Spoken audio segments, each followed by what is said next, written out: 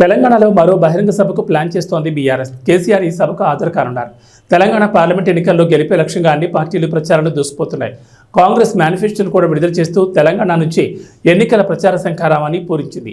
తెలంగాణలో నామినేషన్ ప్రక్రియ ముగిసిన తర్వాత బీజేపీ కూడా ప్రచార జోరును పెంచే పనిలో పడింది.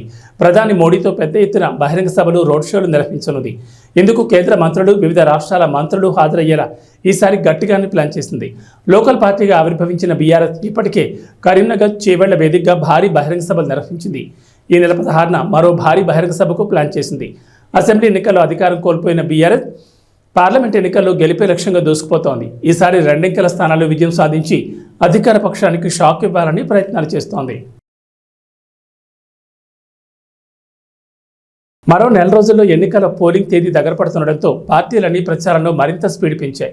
ఇందులో టీడీపీ అధినేత చంద్రబాబు, జనసేనాని పవన్ కళ్యాణ్ గత 2 రోజులుగా ఉమ్మడి ప్రచారంలో పాల్గొన్న సంగతి తెలిసిందే. ఉభయ గోదావరి జిల్లాలో రోడ్ షో, బహిరంగ సభలు నిర్వహించారు. వీళ్ళిద్దరూ పాల్గొన్న సభలకు విశేష స్పందన లభించింది. అదే ఉత్సాహంతో మరో విడత ఉమ్మడి ప్రచారం చేయాలని చంద్రబాబు, పవన్ నిర్ణయించారు. ఈ నెల 16, 17 తేదీల్లో షెడ్యూల్ ఖరారైంది. ఏప్రిల్ 16న విజయనగరం, నెల్లిమర్ల నియోజకవర్గాల్లో చంద్రబాబు, పవన్ రోడ్ షోల్లో పాల్గొంటారు. అనంతరం బహిరంగ సభకు హాజరవుతారు. ఏప్రిల్ 17న పెడన, మచిలీపట్నం నియోజకవర్గాల్లో ఉమ్మడి సభలు నిర్వహిస్తారు.